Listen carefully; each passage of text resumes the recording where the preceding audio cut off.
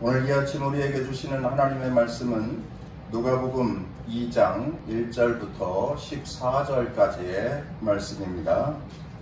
그때에 가이사 아구스도가 영을 내려 천하로 다 호적하라 하였으니 이 호적은 구레뇨가 수리아 총독이 되었을 때에 처음 한 것이라.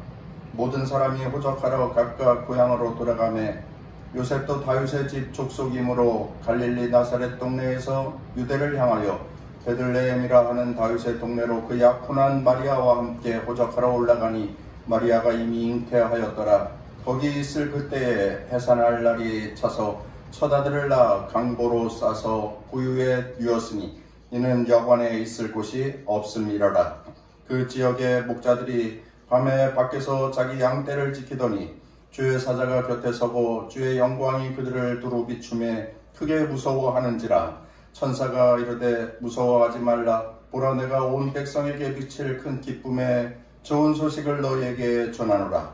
오늘 다윗의 동네에 너희를 위하여 구주가 나셨으니 곧 그리스도 주시니라. 너희가 가서 강보에 쌓여 구유에 뉘어있는 아기를 보리니 이것이 너희에게 표적이니라 하더니 호련히 수많은 천군이 그 천사와 함께 하나님을 찬송하여 이르되 지극히 높은 곳에서는 하나님께 영광이요 땅에서는 기뻐하신 사람들 중에 평화로다 하니라. 이것은 오늘 우리에게 주시는 하나님의 말씀입니다. 할렐루야. 오늘도 함께한 귀한 성도 여러분들을 축복합니다.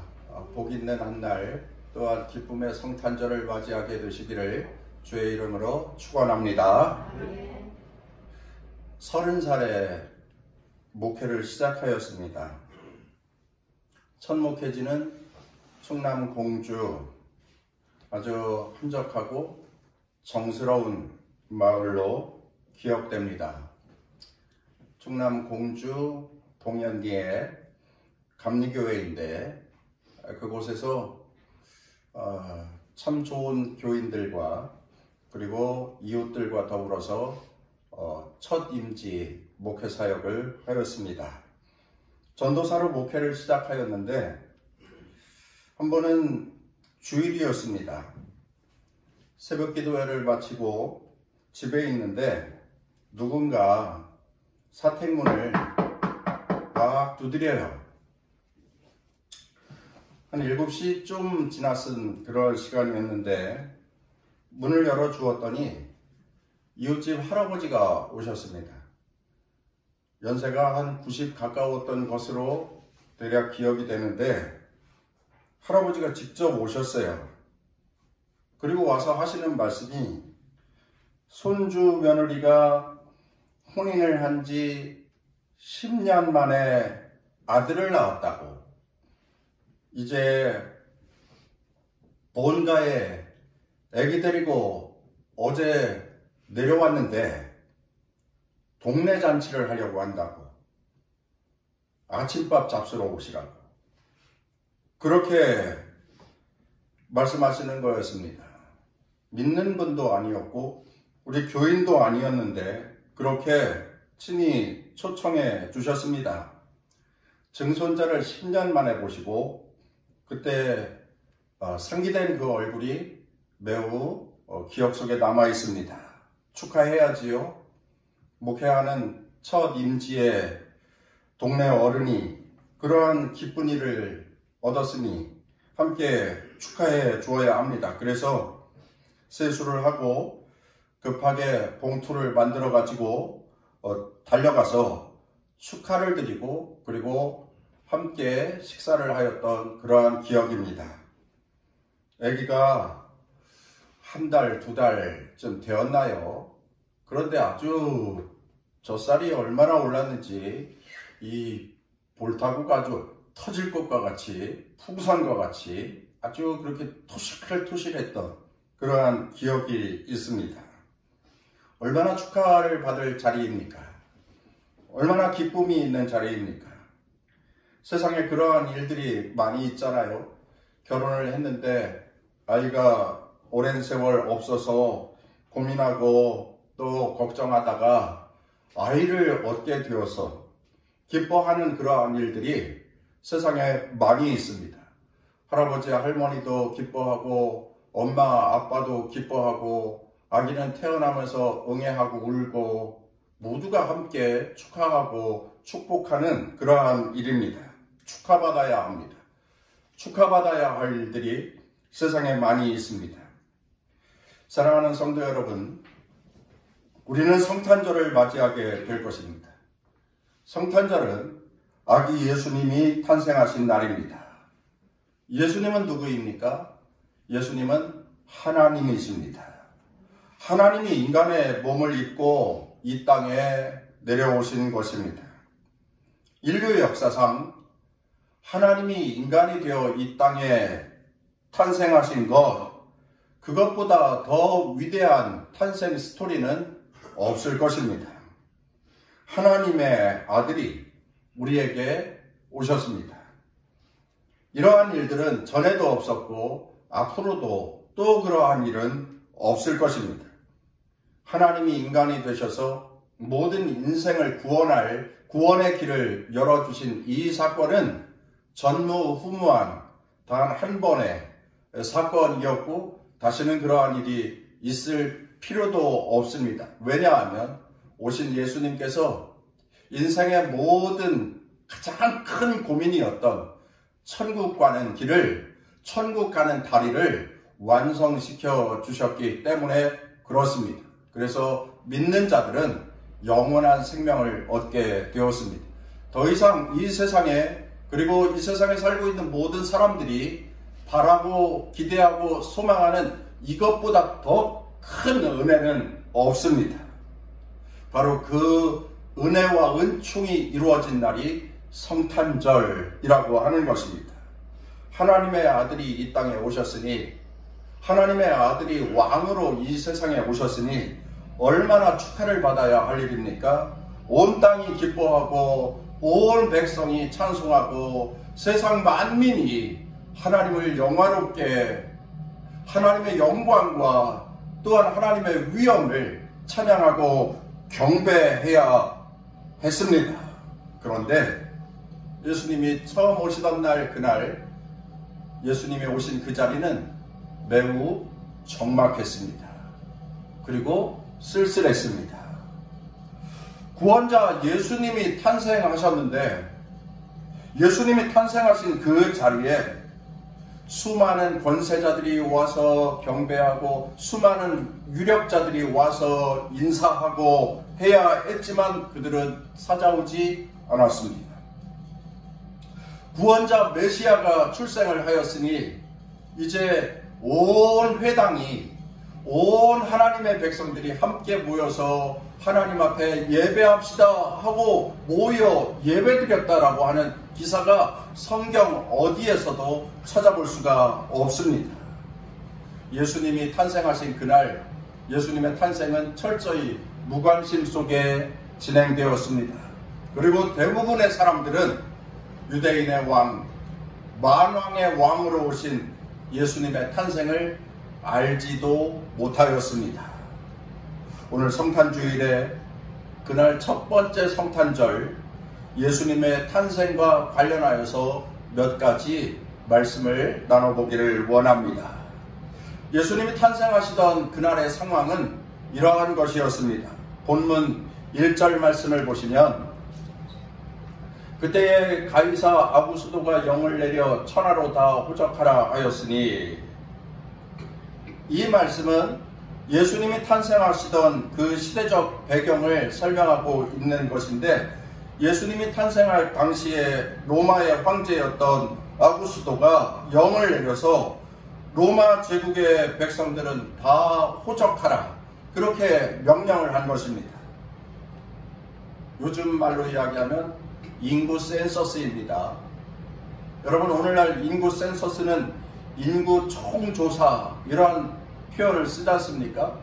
그래서 몇 세부터 몇 세까지의 사람이 어디에 어떻게 살고 있는지, 또한 몇 세부터 몇 세까지 이 사람의 숫자가 줄어들었는지, 아니면 노령층 인구가 얼마나 증가하였는지, 이런 것을 다 따져보아서 총조사하여서 노인 복지를 위한 어떠한 일들을 계획해야겠구나, 이런 것도 생각해보고, 또 한 군데 너무 이런 사람들이 많이 모여 있으니 인구를 분산하는 정책을 펼쳐가야겠구나 하는 이러한 정부 정책을 세우는 데에 인구 총조사는 유용하게 사용되어지는 것입니다.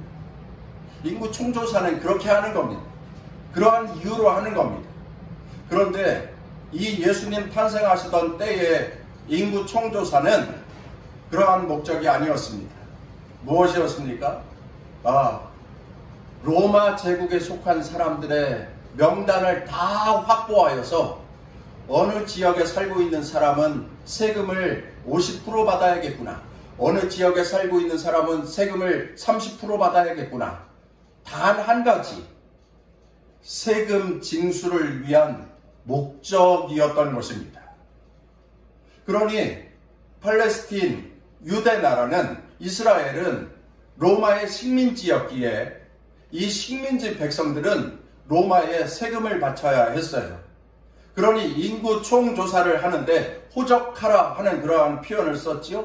이 호적을 해야 되는 이유는 모두가 다 로마에 세금을 내야 했고 로마는 세금을 거두려고 하는 그러한 목적이었습니다. 그래서 모든 사람들이 호적하러 각각 고향으로 돌아가게 되었는데, 요셉은, 예수님의 아버지 요셉이지요. 요셉은 다윗의 집 족속이었기 때문에 다윗의 동네라고 불리우는 베들레헴으로 가게 되었습니다. 그리고 그의 아내 마리아도 함께 가게 되었습니다. 여자는 호적할 때 같이 갈 필요가 없었으나 요셉은 마리아를 데리고 함께 베들레헴으로 간 것입니다. 나사렛에서 베들레헴까지는 거의 110km 정도, 그러니까 꽤 먼 거리입니다.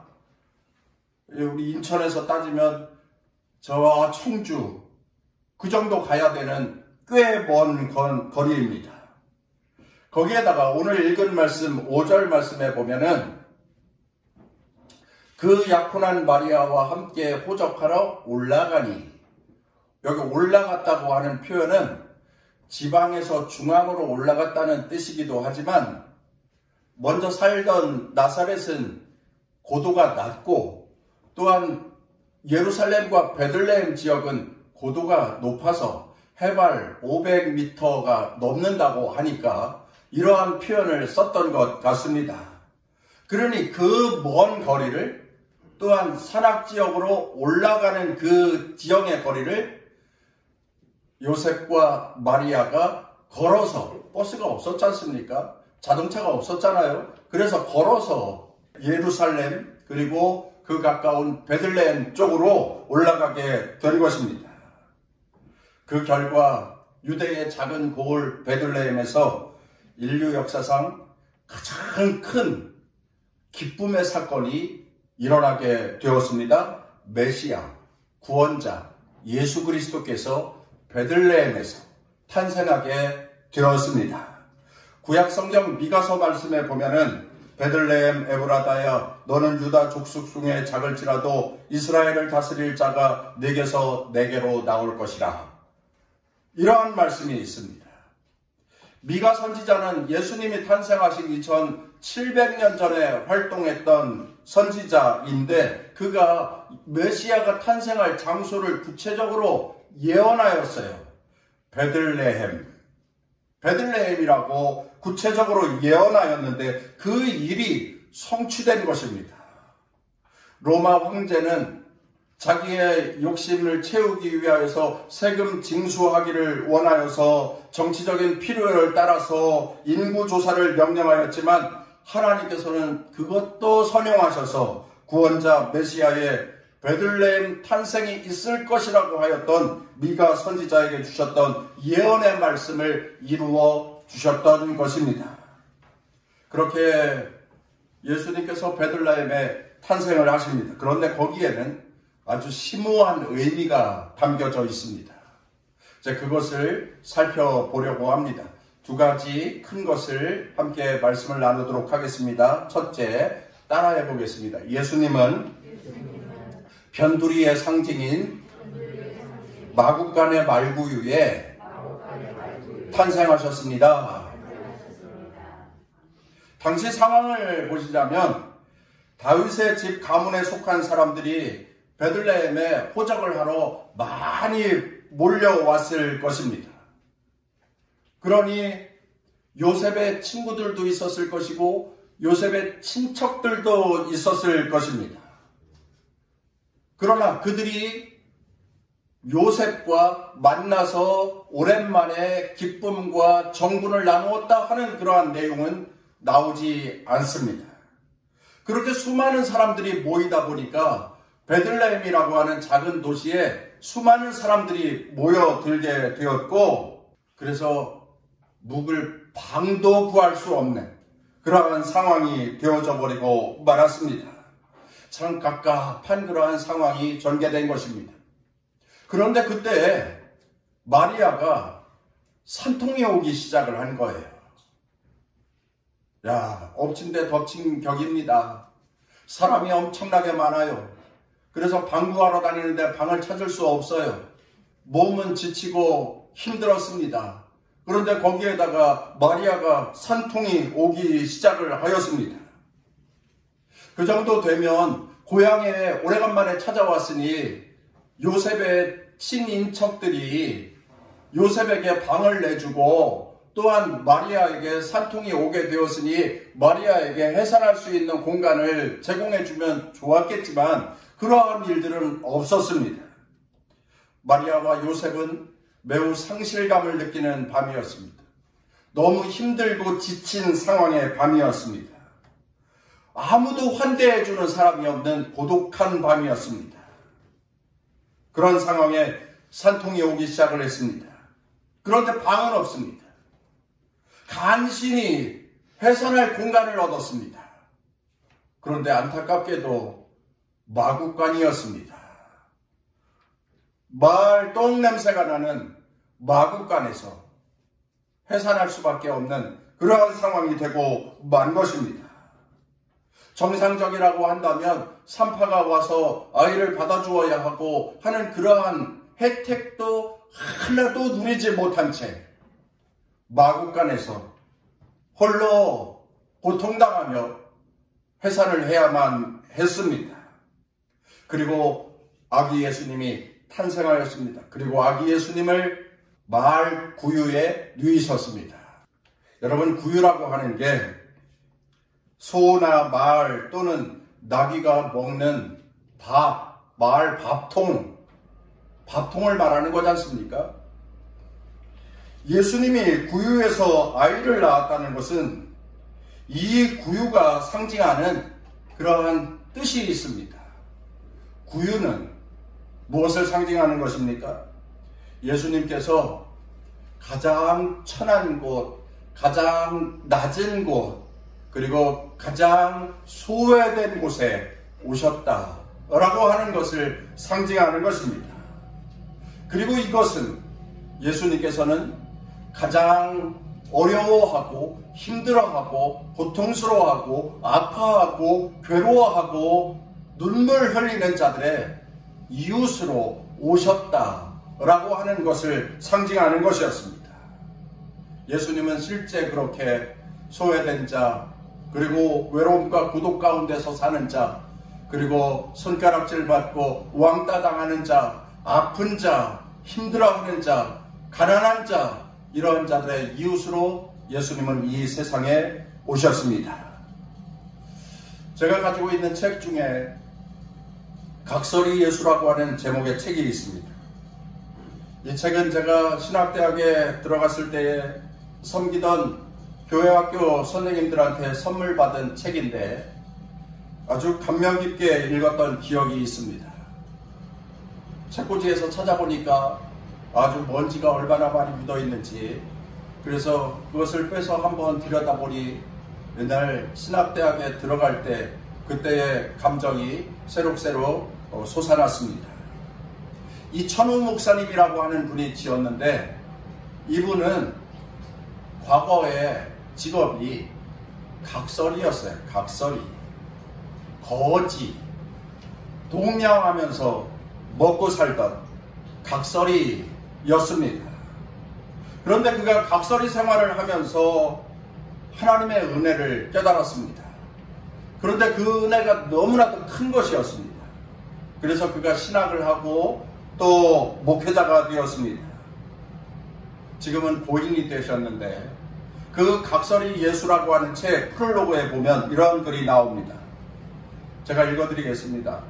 세상에서 가장 천하고 저주받으며 살아가는 자들 이름하여 각설이. 웅장한 교회 건물, 하늘에 맞닿으려 높아만 가는 십자가, 화려한 상들리에 찬란한 카페트, 무척도 성스러운 분위기 속에 곱게 차려입은 귀한 사람들에게 경배와 예배받으시는 주님. 인정과 사랑이 메말라 휘청이는 세상과 현대 문명을 자랑하는 거대한 빌딩 숲의 도시 속 그늘 밑에서 동냥받을 길 없어 인생의 한을 안고 쓰러져야만 하는 각설이들.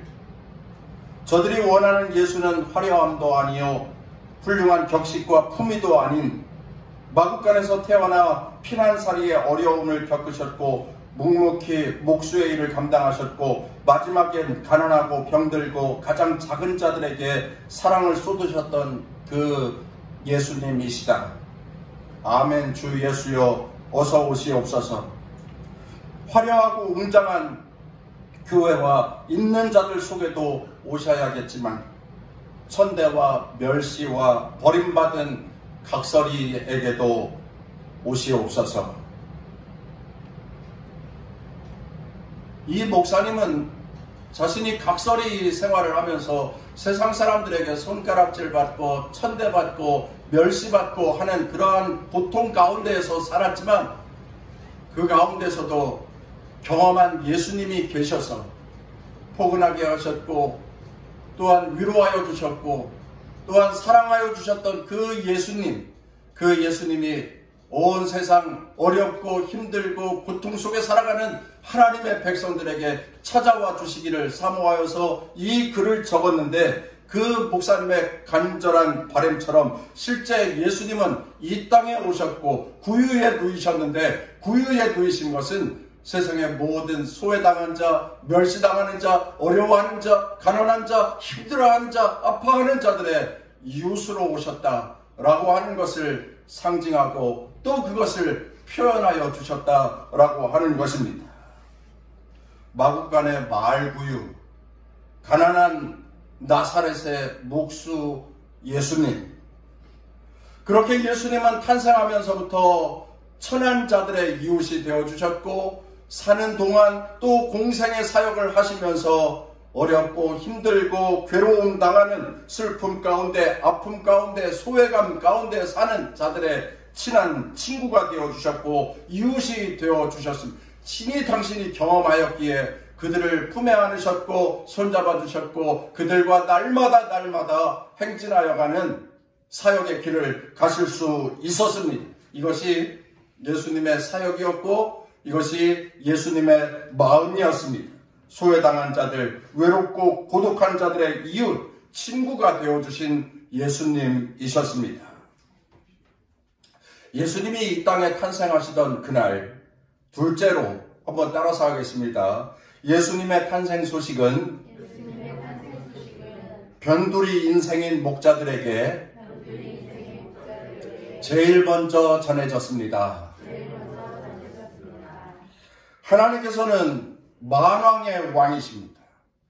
그런데 그가 이 세상에 인간의 몸을 입고 오셨습니다. 아기 예수님의 탄생입니다.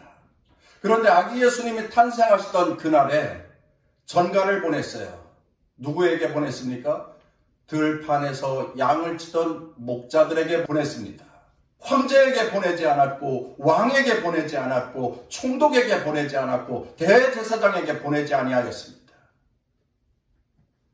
사회에서 존경받는 바리새인들과 서기관들에게 예수님의 탄생 소식을 알리지 아니하였습니다.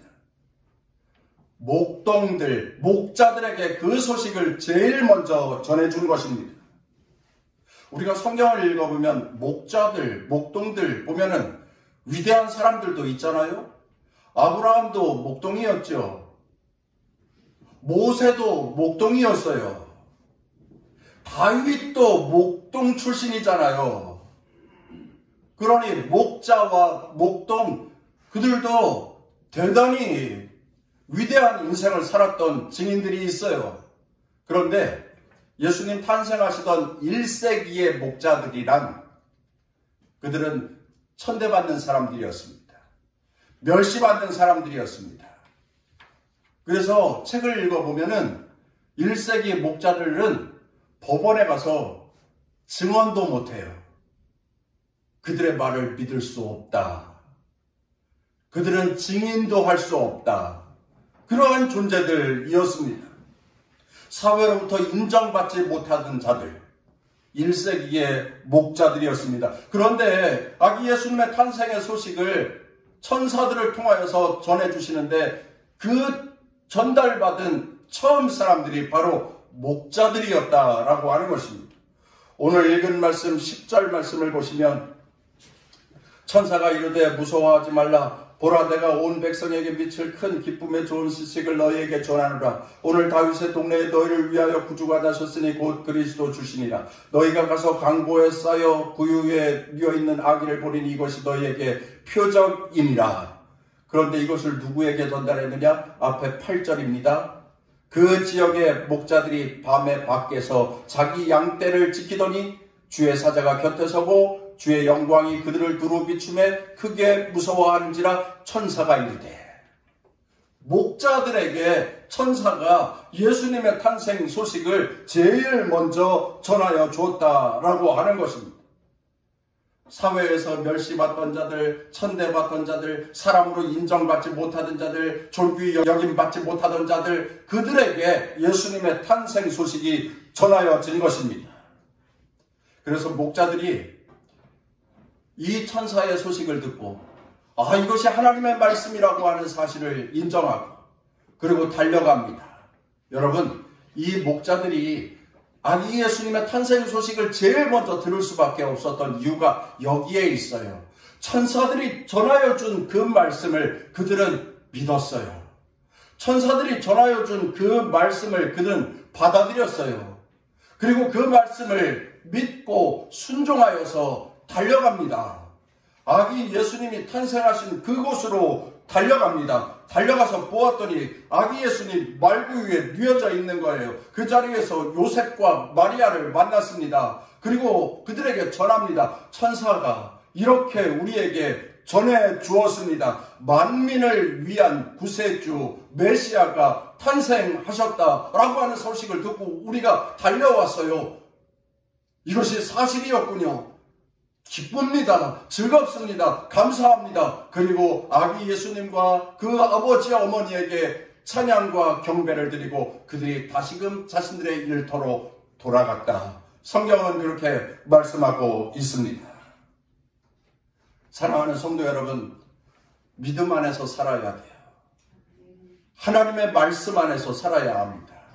말씀을 듣고 믿고 받아들이고 그 말씀을 실천하면서 사는 그리스도인, 그들이 하나님께서 영광 받으시고 그들을 하나님께서 기뻐 받으시고 그들에게 하나님께서는 세상 사람들이 얻을 수 없는 평안을 허락하여 주시고 하나님의 백성의 삶에 복을 허락하여 주시는데, 사랑하는 귀한 성도 여러분, 모두가 하나님의 말씀을 듣고 믿고 실천하며 삶으로 세상 사람들이 얻을 수 없는 하늘의 신비로운 복을 보는 주의 백성들이 다 되시기를 주의 이름으로 축원합니다. 그때에 하늘의 천군 천사가 기뻐하며 찬양하였습니다. 성탄절의 찬송입니다. 여러분 13절, 14절 우리 함께 같이 읽어보도록 하겠습니다. 시작. 호련히 수많은 천군이 그 천사와 함께 하나님을 찬송하여 이르되 지극히 높은 곳에서는 하나님께 영광이요 땅에서는 하나님이 기뻐하신 사람들 중에 평화로다 하니라. 할렐루야. 천사들의 찬송은 하나님께 영광이었고 천사들의 찬송은 땅에 있는 모든 사람들에게 평화를 주는 찬양이었습니다. 오래전부터 하나님은 계획하셨거든요. 저 세상의 모든 사람들이 하나님 나라를 올 수 있는 길이 동물을 죽여 피를 흘려 제사해야만, 지을 때마다, 죄를 지을 때마다 그 동물을 잡아서 피를 흘려 제사를 해야만 하나님 나라에 올라오게 되는데, 그것을 단 한 번에 해결해야 하는 그 길을 만들어야 되겠다라고 계획하셨습니다. 그리고 그 계획을 하나님께서 실천하신 거예요.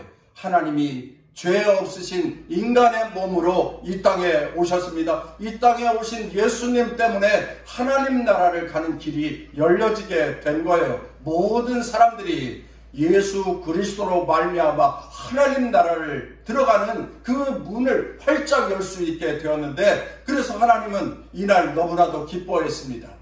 그래서 하나님은 즐거웠습니다.